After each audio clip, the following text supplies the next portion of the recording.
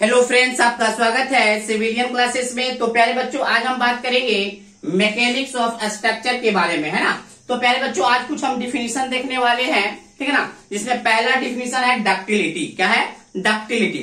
अब देखिए प्यारे बच्चों, डक्टिलिटी क्या होता है। मान लीजिए ये कोई रॉड है, इस पे टेंसाइल लोड लगा है। टेंसाइल लोड करने का मतलब क्या प्यारे बच्चों, इसको हम क्या करेंगे, खींच रहे हैं ना। तो खींचेंगे, अगर ये क्या होता है, वायर की तरह पतला होते चला गया, वायर की तरह अगर पतला होते चला गया तो ये मटेरियल का क्या प्रॉपर्टीज कहलाएगा, यही प्रॉपर्टीज इस मटेरियल का डक्टिलिटी कहलाएगा। हमने क्या बोला कि मान लीजिए ये कोई रॉड है, इस पे हम टेंसाइल लोड लगाएं। हम क्या लगाएं? टेंसाइल लोड लगाएं। तो टूटने से पहले अगर ये वायर की तरह बन जाता है, किसके तरह? वायर की तरह बन जाता है, तो इसी प्रॉपर्टीज को या इसी एबिलिटी को हम क्या कहते हैं? डक्टिलिटी कहते हैं। तो देखिए प्यारे बच्चों, आपने क्या लिखा? Ductility is the ability of material. Ductility क्या है? किसी भी मटेरियल का एक एबिलिटी है, एक ताकत है ना। To be drawn into wire under tensile load without fracture. Fracture के बिना टेंसाइल लोड के कारण अगर वो वायर की तरह ड्रॉ हो जाता है, खिंचा जाता है, तो ऐसे एबिलिटी को क्या कहते हैं? डक्टिलिटी। जैसे पहले बच्चों हमने एक फिगर बनाया, मान लीजिए ये कोई रॉड है, इसमें हमने क्या लगाया? टेंसाइल लोड लगाया। हमने क्या लगाया? टेंसाइल लोड लगाया। टेंसाइल लोड लगाने के बाद देखिए एक पतला सा वायर की तरह बन गया। क्या बन गया? पतला सा वायर की तरह बन गया। इसका मतलब इस मटेरियल में डक्टिलिटी प्रॉपर्टीज मौजूद है, क्योंकि डक्टिलिटी प्रॉपर्टीज के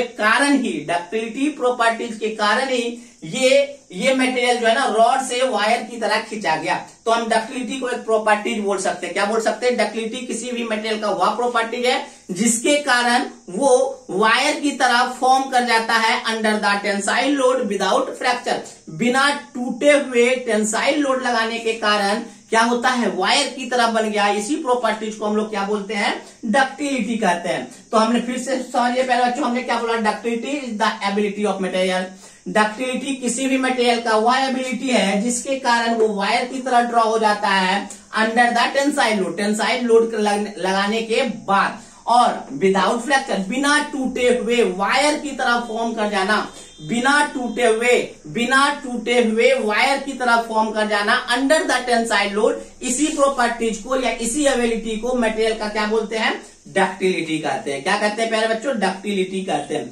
चलिए, इसी का जस्ट उल्टा डिफिनीशन है ब्रिटलनेस। क्या है? ब्रिटलनेस। तो देखिए प्यारे बच्चों, ब्रिटलनेस किसको कहते हैं? तो ब्रिटलनेस कहते हैं प्यारे बच्चों, जब हम इस पे कोई टेंसाइल लोड लगाते हैं तो थोड़ा बहुत डिफॉर्म होता है और उसके बाद वो फ्रैक्चर कर जाता है। दैट मीन्स ये वायर की तरह फॉर्म नहीं करेगा। जब वैसा मटेरियल जो वायर की तरह फॉर्म नहीं करे, बिना वायर की तरह फॉर्म किए हुए फ्रैक्चर हो जाए, तो उसको हम कहते हैं ब्रिटल मटेरियल। उसको क्या कहते हैं? Brittle material. और इस प्रॉपर्टीज को कहते हैं ब्रिटलनेस। जैसे प्यारे बच्चों ब्रिक, ईटा आप लोग देखे होंगे प्यारे बच्चों, उसको खींचेंगे तो वो क्या होगा? वो वायर की तरह फॉर्म करेगा? क्या नहीं करेगा? वायर की तरह फॉर्म नहीं करेगा। तो इसका मतलब क्या है कि वो ब्रिटल मटेरियल है। वो कौन सा मटेरियल है? ईटा ब्रिटल मटेरियल। क्यों? क्योंकि वो वायर की तरह फॉर्म नहीं करता है। जो वायर की तरह फॉर्म कर जाता है उसको हम लोग कहते हैं ब्रिटल मटेरियल। सॉरी, जो वायर की तरह फॉर्म कर जाता है उसको हम कहते हैं डक्टाइल मटेरियल। बात समझ में आया? तो ईटा एक ब्रिटल मटेरियल है क्योंकि वो वायर की तरह फॉर्म नहीं होता है। अगर वायर की तरह फॉर्म हो जाता तो हम उसको कहते हैं डक्टाइल मटेरियल। ठीक है प्यारे बच्चों, तो हमने तो क्या देखिए, इसका डिफिनीशन थोड़ा सा देखिए। Brittleness describe the properties of material. Brittleness material क्या? उस प्रॉपर्टीज को डिस्क्राइब करता है जो that fracture when subjected to a stress but has a little tendency to deform before rupture. पहले बच्चों, ब्रिटलनेस डिस्क्राइब करता है मटेरियल के उस प्रॉपर्टीज को जो फ्रैक्चर कर जाता है। कब? जब स्ट्रेस लगाते हैं तब, मतलब टेंसाइल लोड लगाते हैं तब। But has a little tendency to deform before rupture. But टूटने से पहले वो थोड़ा सा डिफॉर्म होता है, वायर की तरह नहीं बनता है। बस इतना ही जान लीजिए प्यारे बच्चों, वायर की तरह बन गया तो डक्टिलिटी प्रॉपर्टीज, वायर की तरह नहीं बनने का प्रॉपर्टीज को कहते हैं ब्रिटलनेस। बात समझ में आया प्यारे बच्चों? बात समझ में आया कि मटेरियल का वह प्रॉपर्टीज, मटेरियल का वह एबिलिटी जिसके कारण वो वायर की तरह फॉर्म करता है under the tensile load without fracture. तो इस प्रॉपर्टीज को कहते हैं डक्टिलिटी। और वायर की तरह जो नहीं फॉर्म करता उसको हम कहते हैं ब्रिटलनेस। ठीक है प्यारे बच्चों, चलिए इसको नोट डाउन कीजिए।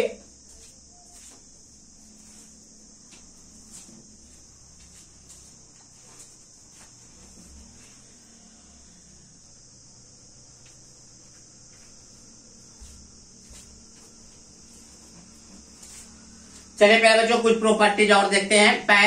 तीसरा प्रॉपर्टी है प्यारे बच्चों मेलायबिलिटी। क्या है? मेलायबिलिटी। तो देखिए प्यारे बच्चों हमने क्या बोला, जैसे कि प्यारे बच्चों मान लीजिए कि प्यारे बच्चों एक कोई रॉड है, इस पे हम कॉम्प्रेसिव लोड लगा रहे हैं।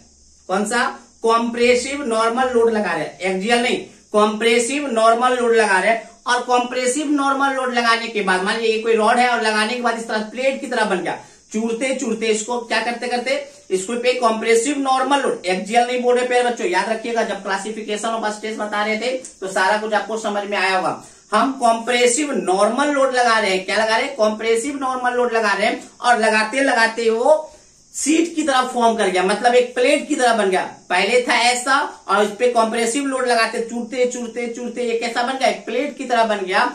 तो इसी प्रॉपर्टीज को हम लोग कहते हैं मेलायबिलिटी। क्या कहते हैं प्यारे बच्चों? मेलायबिलिटी। तो देखिए प्यारे बच्चों हमने क्या बोला, the properties of material when a materials can be drawn into sheet is called malleability. Material का वह प्रॉपर्टी जिसके कारण मटेरियल सीट की तरह ड्रॉ हो जाता है। फिर से सुनिए प्यारे बच्चों, मटेरियल का वह प्रॉपर्टी जिसके कारण मटेरियल सीट की तरह ड्रॉ हो जाता है, फॉर्म कर जाता है, इसी प्रॉपर्टीज को हम लोग क्या बोलते हैं? मेलायबिलिटी। नेक्स्ट पॉइंट हमने क्या लिखा, malleability properties occurs under compressive load. Compressive normal load आप कर सकते हैं, कॉम्प्रेसिव नॉर्मल लोड है ना। कॉम्प्रेसिव एक्सियल भी हो सकता था लेकिन नहीं, कॉम्प्रेसिव नॉर्मल लोड। ठीक है प्यारे बच्चों, चलिए या कॉम्प्रेसिव लोड ही रहने दीजिए, सबसे बेस्ट कॉम्प्रेसिव लोड। ठीक है प्यारे बच्चों, तो हमने क्या बोला, मटेरियल का वह प्रॉपर्टी जिसके कारण वो सीट की तरह फॉर्म कर जाता है अंडर द कॉम्प्रेसिव लोड, ये कहलाता है मेलायबिलिटी। जबकि डक्टिलिटी में हमने बताया था, डक्टिलिटी मटेरियल का वह प्रॉपर्टी है जिसके कारण वायर की तरह फॉर्म करता है अंडर द टेंसाइल लोड। चलिए प्यारे बच्चों आपको ये समझ में आ गया होगा। दैट मीन फिर से समझ लीजिए, मेलायबिलिटी मान लीजिए ऐसा कोई रॉड है, इस पे हमने कॉम्प्रेसिव लोड लगाया, कॉम्प्रेसिव लोड लगाने के बाद ये सीट की तरह अगर फॉर्म कर जाता है तो मटेरियल के पास मेलायबिलिटी प्रॉपर्टीज है। ठीक है ना। चलिए प्रॉपर्टी तो मैंने लिखा यहां तक कि प्यारे बच्चों ये दो और डिफिनेशन हम लोग देखते हैं, डक्टाइल मटेरियल किसको कहते हैं और ब्रिटल मटेरियल किसको कहते हैं।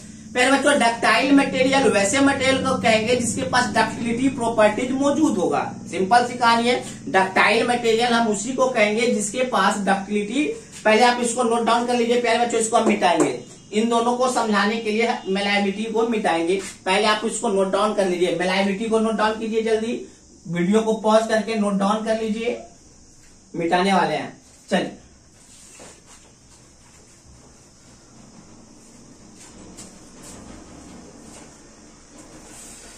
तो देखिए प्यारे बच्चों डक्टिलिटी प्रॉपर्टीज क्या बोला था प्यारे बच्चों, ध्यान से अगर देखिएगा तो हमने बोला था, देखिए ये कोई रॉड है, इसको छोटा और कर देते हैं, ये कोई मान लीजिए प्यारे बच्चों ये कोई रॉड है, हम इस पे क्या लगा दिए, टेंसाइल लोड लगाए।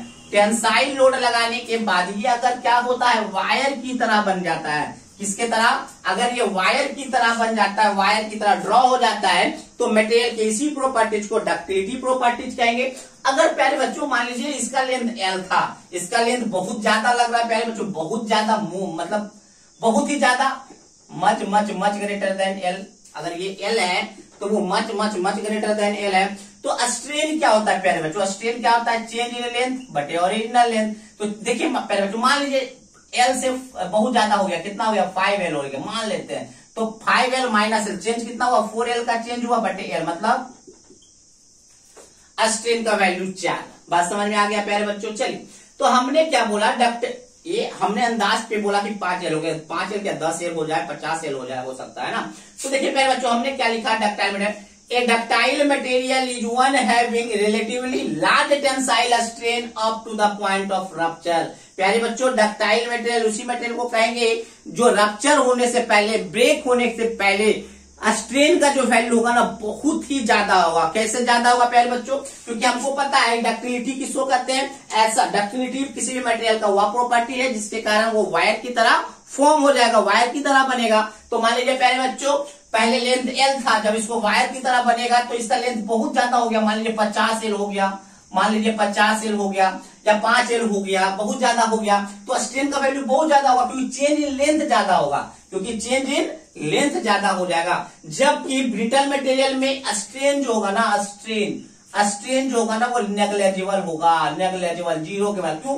क्योंकि देखिए प्यारे बच्चों, स्ट्रेन किसको, देखिए इसमें क्या होगा, इसको समझ गए होंगे।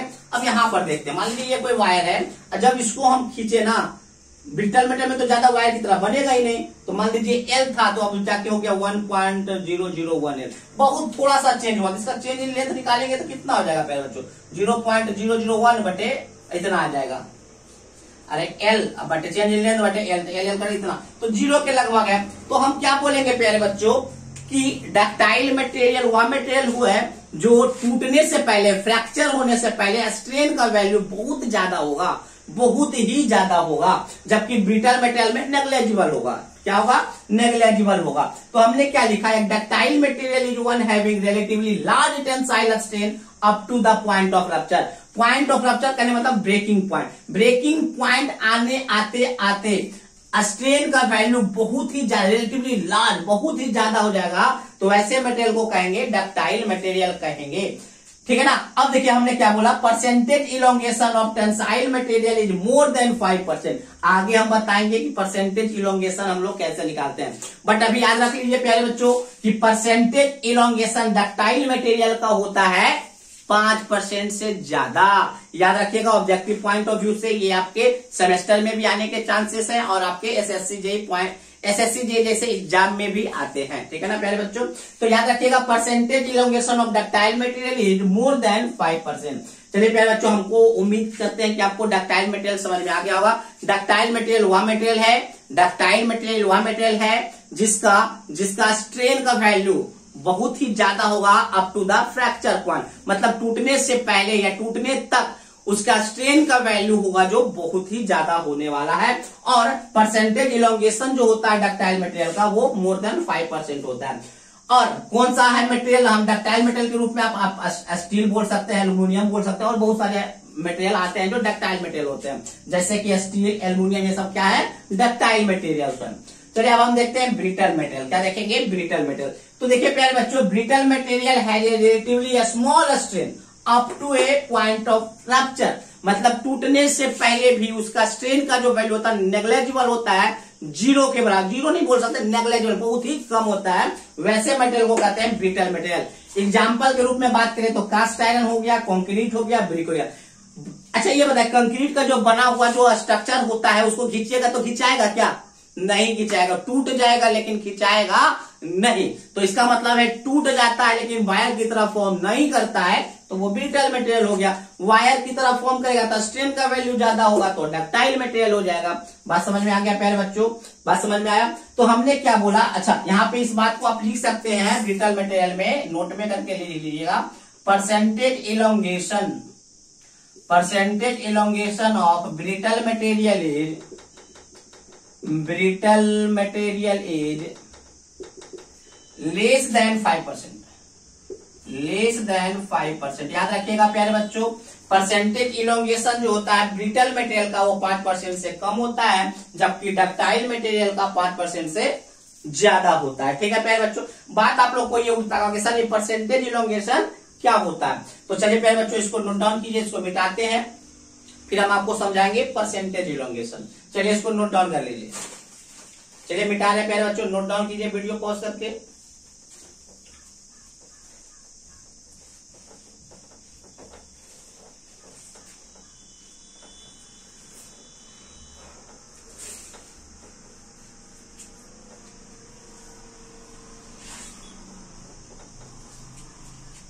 देखिए प्यारे बच्चों, परसेंटेज इलोंगेशन समझिए।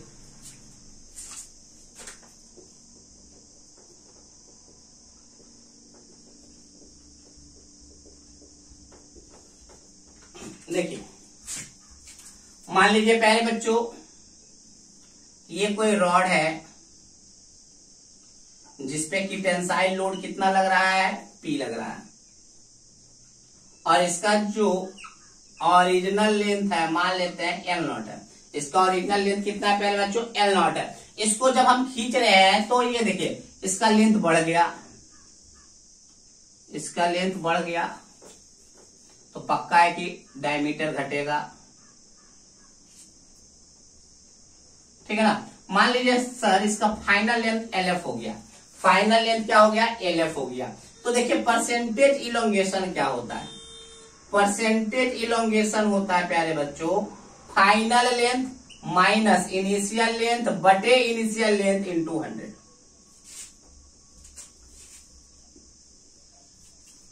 बात समझ में आ गया प्यारे बच्चों। फाइनल लेंथ ड्रॉ जब किए थे वायर की तरह तो फाइनल लेंथ आया होगा माइनस इनिशियल लेंथ बटे इनिशियल लेंथ इंटू 100 क्या कहलाता है, परसेंटेज इलोंगेशन। यही परसेंटेज इलोंगेशन, परसेंटेज इलोंगेशन अगर 5% से ज्यादा है तो क्या कहलाएगा, डक्टाइल मटेरियल। क्या कहलाएगा, डक्टाइल मटेरियल। जब यही आपका परसेंटेज इलोंगेशन 5% से कम होता है तो आपका कहलाता है ब्रिटल मटेरियल। अरे ऑब्वियस सी बात है प्यारे बच्चों, डक्टाइल मटेरियल होगा तो डक्टिलिटी प्रॉपर्टीज होगा, और डक्टिलिटी प्रॉपर्टीज में चेंज इन लेंथ बहुत ज्यादा होगा, वायर की तरह बनेगा तो चेंज इन लेंथ ज्यादा होगा, मतलब फाइनल लेंथ ज्यादा होने वाला है। जब फाइनल लेंथ ज्यादा होने वाला है तो टोटल का टोटल वैल्यू 5% से ज्यादा हो जाएगा। तो याद रखिएगा प्यारे बच्चों, ये भी ऑब्जेक्टिव पॉइंट से बहुत इंपॉर्टेंट सवाल बनता है कि परसेंटेज इलोंगेशन 5% से ज्यादा होता है तो डक्टाइल कहलाता है, और 5% से कम होता है तो ब्रिटल कहलाता है। तो प्यारे बच्चों अभी तक हम लोग क्या देखे कि डक्टाइल मटेरियल क्या होता है, ब्रिटल मटेरियल क्या होता है ना। चलिए इसको नोट डाउन कर लीजिए।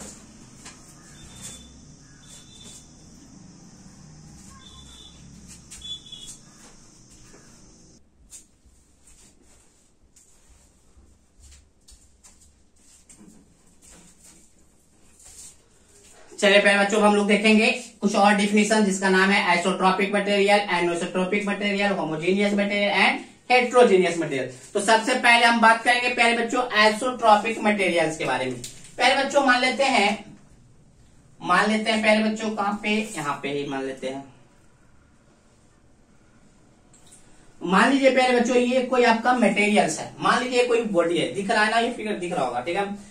तो प्यारे बच्चों मान लीजिए प्यारे बच्चों ये कोई आपका मटेरियल है, मटेरियल के सारे डायरेक्शन में, मतलब किसी भी पॉइंट पे अगर आप बात करें, अगर मान लीजिए इस पॉइंट पे बात करें तो एक्स डायरेक्शन में, वाई डायरेक्शन में और जेड डायरेक्शन में, एक्स वाई जेड किसी भी डायरेक्शन में सारा प्रॉपर्टीज सेम होता है। सारा प्रॉपर्टीज हम लोग पढ़ेंगे सेकेंड यूनिट में जिसका नाम क्या है, इलास्टिक कांस्टेंट, जैसे कि modulus of elasticity, shear modulus, Poisson ratio, तो बहुत सारे प्रॉपर्टीज के बारे में पढ़ेंगे, बल्क मॉडुलस, तो बहुत सारे प्रॉपर्टीज के बारे में पढ़ेंगे।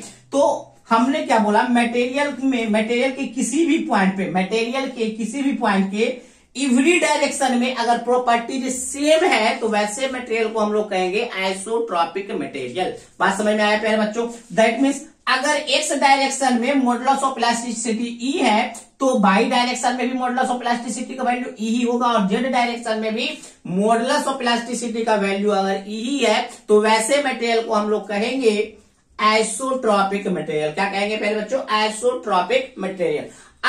अगर सारे डायरेक्शन में आपका प्रॉपर्टीज सेम नहीं होता है तो वो कहलाता है एनिसोट्रोपिक मटेरियल। बात समझ में आया प्यारे बच्चों। तो हमने क्या बोला, isotropic material means a material having identical value of properties in all direction. हमने क्या बोला प्यारे बच्चों, आइसोट्रोपिक मटेरियल का मतलब होता है वैसा मटेरियल जिसमें आइडेंटिकल वैल्यू होता है किसी भी प्रॉपर्टीज का इन ऑल डायरेक्शन, सारे डायरेक्शन में, या तो X direction, Y direction, Z direction, किसी भी डायरेक्शन में सारे प्रॉपर्टीज का क्या होने वाला है, आइडेंटिकल वैल्यू होने वाला है। अगर हम पॉइजन रेशियो की बात करें तो एक्स डायरेक्शन में भी पॉइजन रेशियो का जो वैल्यू होगा वही वैल्यू वाई डायरेक्शन में ही होगा, वही वैल्यू आपका जेड डायरेक्शन में ही होगा। तो वैसे मटेरियल को हम लोग कहते हैं आइसोट्रोपिक मटेरियल। बात समझ में आ गया होगा प्यारे बच्चों। जैसे जितना भी मेटल्स होता है ना, सारा का सारा आइसोट्रोपिक मटेरियल होता है। ग्लास जो होता है वो आइसोट्रोपिक मटेरियल होता है। तो ये सब बेस्ट एग्जाम्पल है आइसोट्रोपिक मटेरियल का। फिर से समझ लीजिए प्यारे बच्चों, हमने क्या बोला, आइसोट्रोपिक मटेरियल वह मटेरियल होता है, आइसोट्रोपिक मटेरियल वह मटेरियल होता है जिसमें जितने भी आपके प्रॉपर्टीज होते हैं ना वो सेम होता है इन ऑल डायरेक्शन। बात समझ में आ गया। किसी भी पॉइंट पे सारे डायरेक्शन में अगर प्रॉपर्टीज सेम है तो वैसे मटेरियल को कहते हैं आइसोट्रोपिक मटेरियल, अदरवाइज इसको कहेंगे एनिसोट्रोपिक मटेरियल। देखिए अब यहाँ पे सिर्फ आइडेंटिकल के जगह पे हम लिख देंगे नोट आइडेंटिकल, तो ये क्या कहलाएगा, एनिसोट्रॉपिक मटेरियल। बात समझ में आए, जस्ट इसका उल्टा कहलाता है एनिसोट्रॉपिक मटेरियल। तो हमने क्या लिखा, anisotropic material means a material having note identical value of properties in all direction. अगर कोई भी ऐसा मटेरियल जिसके किसी भी पॉइंट पे सारे डायरेक्शन में अगर प्रॉपर्टीज सेम नहीं है, तो वैसा मटेरियल आपका कहलाएगा एनिसोट्रॉपिक मटेरियल। चलिए अब हमको समझ में आ गया आइसोट्रॉपिक एंड एनिसोट्रॉपिक। अब हम बात करते हैं होमोजीनियस मटेरियल। देखिए प्यारे बच्चों, होमोजीनियस मटेरियल के मतलब समझते हैं। मान लीजिए प्यारे बच्चों, होमोजीनियस मटेरियल वैसा मटेरियल होता है जिसके किसी भी पॉइंट पे, मान लीजिए प्यारे बच्चों इस पॉइंट पे बात करें, चाहे इस पॉइंट पे बात करें, चाहे इस पॉइंट पे बात, किसी भी पॉइंट पे जो केमिकल कंपोजिशन होगा ना वो सेम होने वाला है। दैट मीन्स अगर हम यहाँ पे क्रॉस सेक्शन काट के देखें तो सेम कंपोजिशन यहाँ पे होगा, और यहाँ पे भी काट के देखेंगे तो सेम कंपोजिशन यहाँ पे होगा। मतलब जितना मेटल यहाँ पे लगा होगा उतना ही मेटल, मतलब ऐसा नहीं होगा कि यहाँ पे खोखला होगा, यहाँ पे सॉलिड होगा, यहाँ पे खोखला होगा फिर सॉलिड होगा। अगर खोखला होगा तो पूरा खोखला होगा, अगर सॉलिड होगा तो पूरा सॉलिड होगा। मतलब केमिकल कंपोजिशन हर पॉइंट पे सेम होता है, तो वैसे मटेरियल को कहते हैं होमोजीनियस मटेरियल। अगर कंपोजिशन सेम नहीं है तो वो कहलाता है हेट्रोजीनियस मटेरियल। बात समझ में आया? तो देखिए पहला जो हमने क्या लिखा, ए material is homogeneous if it has the same composition every point in the body of material. Material के किसी भी बॉडी के किसी भी पॉइंट पे क्या होने वाला है, केमिकल कंपोजिशन सेम है, तो ऐसा मटेरियल कहलाता है होमोजीनियस मटेरियल। एक बात और याद रखिएगा प्यारे बच्चों कि जो मटेरियल आइसोट्रॉपिक होगा वो क्या होगा, होमोजीनियस होगा ही होगा। याद रखिएगा, जो मटेरियल आइसोट्रॉपिक होगा वो मटेरियल होमोजीनियस होगा ही होगा। बट ये कोई जरूरी नहीं है कि जो मटेरियल होमोजीनियस होगा वो आइसोट्रॉपिक होगा। इस बात को हमने यहाँ पे लिख रखा है, ए होमोजीनियस मटेरियल मे और मे नॉट बी आइसोट्रॉपिक। अगर कोई भी होमोजीनियस मटेरियल है तो वो आइसोट्रॉपिक हो भी सकता है, आइसोट्रॉपिक नहीं भी हो सकता। But isotropic material must be homogeneous. But अगर कोई आइसोट्रॉपिक मटेरियल है तो वो होमोजीनियस होगा ही होगा। ठीक है ना। चलिए अगर हम हेट्रोजीनियस मटेरियल का अगर बात करें तो क्या बोलेंगे प्यारे बच्चों कि किसी भी पॉइंट पे अगर कंपोजिशन सेम नहीं है तो ऐसे मटेरियल को कहेंगे हेट्रोजीनियस मटेरियल। तो हमने यही बात लिखा है, a material is heterogeneous if it has the not same chemical composition या composition every point in the body of material. अगर कंपोजिशन एवरी पॉइंट में सेम है तो होमोजीनियस, और सेम नहीं है तो हेट्रोजीनियस। बात समझ में आ गया होगा प्यारे बच्चों। तो ये कुछ प्रॉपर्टीज थे जो कि बहुत इंपॉर्टेंट थे ऑब्जेक्टिव पॉइंट ऑफ व्यू से, और समझना भी बहुत इंपॉर्टेंट था, क्योंकि ये सब क्या कहते हैं, ये सब अगर नहीं समझ पाइएगा तो आगे स्वयं को समझना मुश्किल होता है। ठीक है प्यारे बच्चों, तो चलिए आज के लिए बस इतना ही। अगले क्लास में हम लोग पढ़ेंगे stress strain diagram of mild steel. क्या पढ़ेंगे, stress strain diagram of mild steel. चलिए प्यारे बच्चों नोट डाउन कर लीजिए। आज के लिए बस इतना ही। Thank you.